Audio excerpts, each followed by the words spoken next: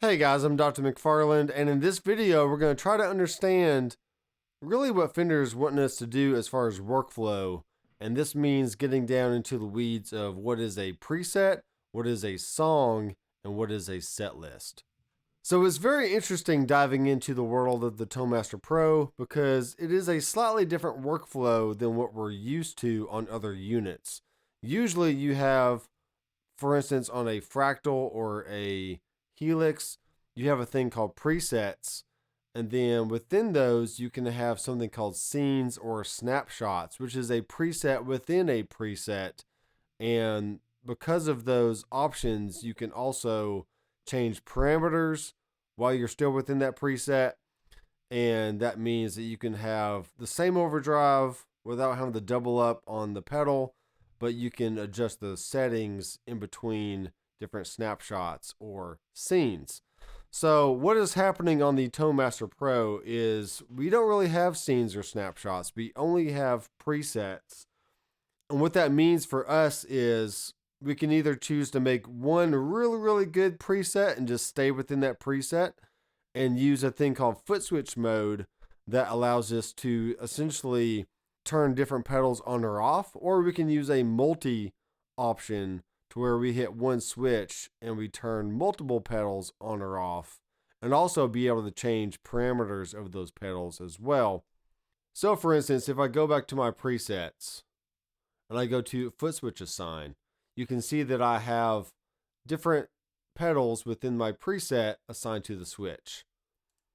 You can also click on any of those and make a switch turn on and off multiple things at once. So in slot 1, I have it called multi, and I have that A being between two different amps.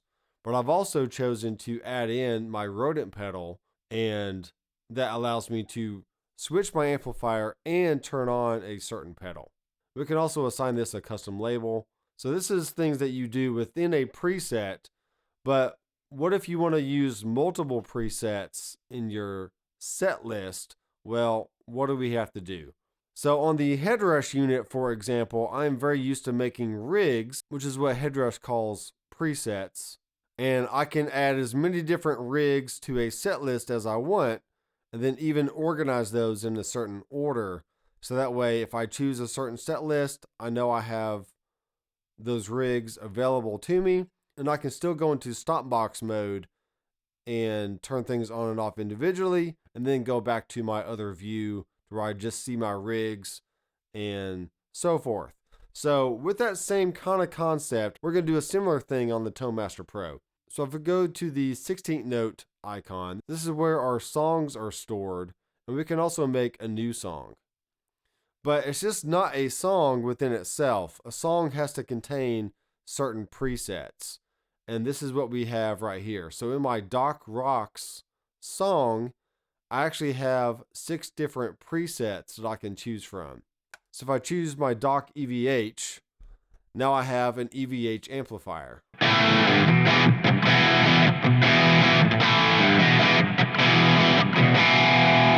So that is definitely a high gain type sound.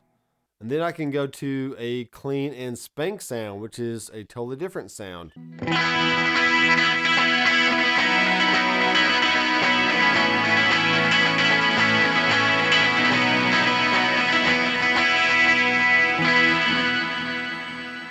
So you can either think of this as an actual song in your set list, or you can just make a song that has multiple presets in it. And these are all the tones that you would want to access at any given point. So if you need a clean tone, make a preset that has just a good clean tone in it. And then maybe you want a separate preset that has the same clean, but now you have tremolo, maybe a little bit of compression, a little bit of delay. And then you keep going with that until you get all the different variations that you would want in a song at any given time. And these are essentially stored within a song. Okay, so once you have a few songs made, which I have a Doc Mesa, which I can keep going. So for instance, if I want to add in some other things that I've made, I can search And then here's my Dock Dual Mesa, which I've shown you in another video. And I can make this a certain label if I want to. And as you can see, we can have it be intro, verse, chorus, bridge, or solo. I'm going to go with no label. And there we are. So if I go ahead and save this. So now I'm on the Mark I clean.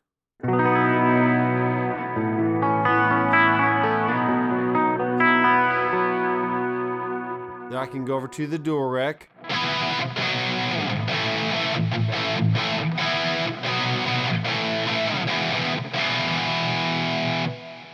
And then I can also go over to my other dual Mesa preset.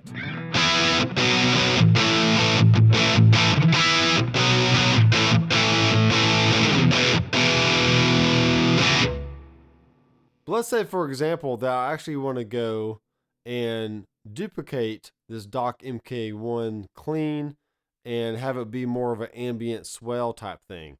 So what I can do now is hit save, and we're going to make this on the next empty preset. And we'll keep everything about the name, but I'll just add in an SW for swell. And now I actually want to go find that preset. And here it is right here. All right, so now looking at my rig, we can go in and add all kinds of cool stuff. So at the end of this, I can add another reverb. And this can be like a nebula reverb, which will be fun. And then I will add the auto swell delay as well.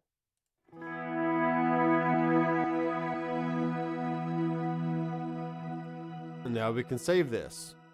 So now going back to the songs in my Dock Mesa, we have my normal clean sound. Very chorusy, very swimmy. And then go to the clean swell.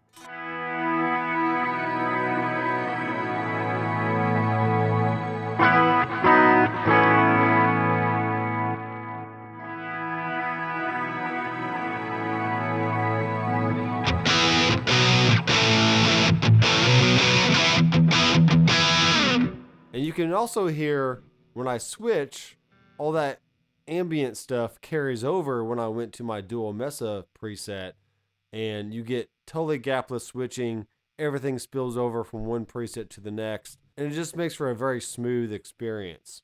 So this is all within your songs, okay? You can have up to 6 different sections of your song. We can go into song notes, and we can, say this is whatever it is. Now for me, I am not in a band. I don't really need lots of different types of tones.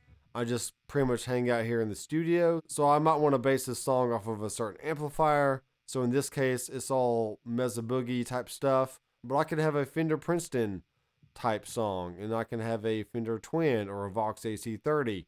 Then just call up tones that way. As you can see here, I have an AC30 clean. Then I also have a cranked AC30. So let's check this out. Then here's the cranked.